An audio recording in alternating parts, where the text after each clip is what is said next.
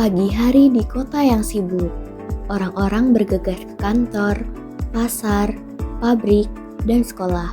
Semua punya satu tujuan, bekerja. Tapi, pernah gak sih kamu berpikir apa sebenarnya yang dimaksud dengan ketenaga kerjaan?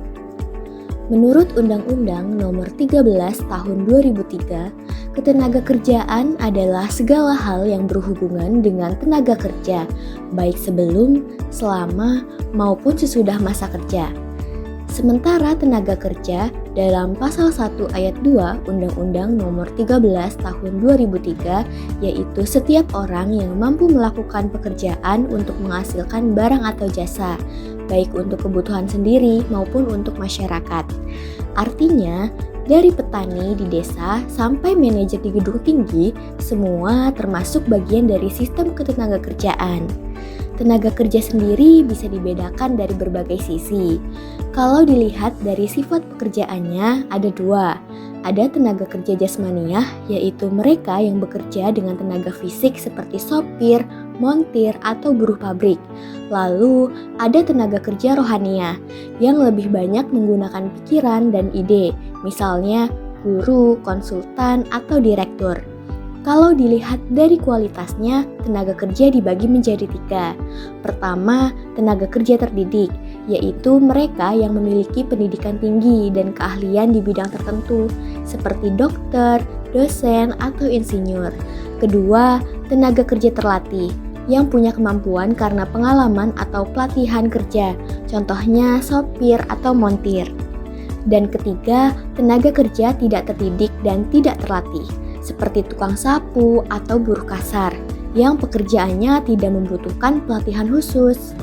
Kalau berdasarkan fungsi pokok dalam perusahaan, tenaga kerja juga dibedakan lagi. Ada yang bekerja di bagian produksi, yang membuat barang, ada bagian pemasaran, yang menjual atau mendistribusikannya, dan ada tenaga kerja umum dan administrasi, yang mengurus kepegawaian dan tata usaha. Dari hubungannya dengan produk, tenaga kerja terbagi menjadi dua. Yang pertama, tenaga kerja langsung, yaitu mereka yang terlibat langsung dalam proses produksi. Dan yang kedua, tenaga kerja tidak langsung, yaitu mereka yang tidak ikut memproduksi barang, tapi tetap mendukung operasional perusahaan, misalnya bagian administrasi atau kebersihan. Lalu, siapa yang disebut angkatan kerja? Mereka adalah penduduk usia kerja, biasanya 15 tahun ke atas yang sedang bekerja atau sedang mencari pekerjaan. Untuk melihat seberapa banyak penduduk yang aktif bekerja, digunakan istilah tingkat partisipasi angkatan kerja atau biasa disingkat TPAK. Semakin tinggi angka ini, berarti semakin banyak penduduk yang bekerja. Nah, kesempatan kerja adalah kondisi ketika tersedia lapangan pekerjaan bagi para pencari kerja. Dalam Undang-Undang 1945 Pasal 27 Ayat 2 dijelaskan bahwa setiap warga negara berhak atas pekerjaan dan penghidupan yang layak. Kesempatan kerja sendiri bisa diartikan sempit maupun luas. Dalam arti sempit, ini berarti berapa banyak tenaga kerja yang bisa bekerja. Dalam arti luas, kesempatan kerja mencakup semua faktor produksi seperti tanah, modal, dan tenaga yang dapat digunakan dalam proses ekonomi. Indonesia punya dua sumber daya yang kaya, yaitu sumber daya alam dan sumber daya manusia.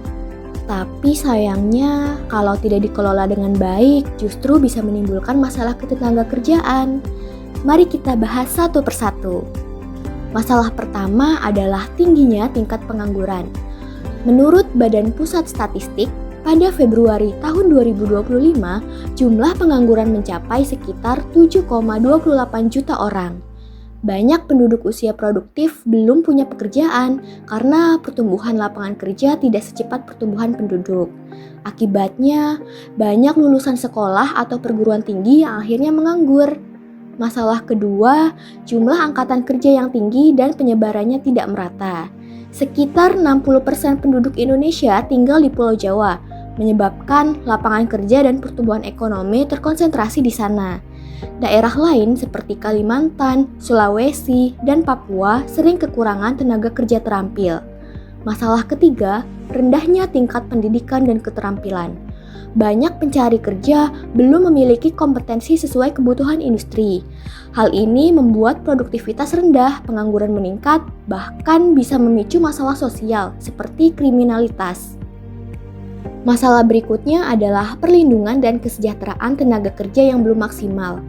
Beberapa pekerja masih menerima upah di bawah standar, lingkungan kerja kurang layak, dan tidak semua mendapat jaminan sosial. Akibatnya, motivasi kerja menurun dan kesenjangan ekonomi makin terasa. Masalah ketenaga kerjaan memang kompleks, jadi solusinya juga harus menyeluruh. Pemerintah dan masyarakat perlu bekerja sama. Beberapa langkah yang bisa dilakukan antara lain: pertama, menciptakan kesempatan kerja baru, terutama di sektor pertanian, dengan memperbaiki infrastruktur desa, memberi akses modal, dan mengaktifkan koperasi. Sektor pertanian bisa kembali menyerap banyak tenaga kerja. Kedua, menumbuhkan usaha-usaha baru. Pemerintah dapat mendorong pelaku usaha kecil menengah agar bisa berkembang melalui bantuan modal, pelatihan, dan pendampingan. Ketiga, meningkatkan keterampilan tenaga kerja. Program magang, pelatihan kerja, dan pendidikan vokasi harus terus diperluas supaya tenaga kerja kita semakin profesional dan siap bersaing. Keempat, menyesuaikan kurikulum pendidikan dengan kebutuhan dunia kerja.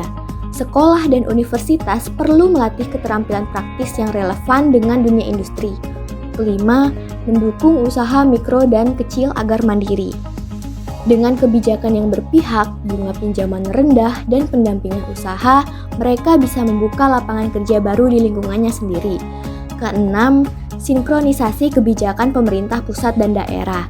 Program ekonomi harus berjalan searah agar benar-benar berdampak pada perluasan lapangan kerja.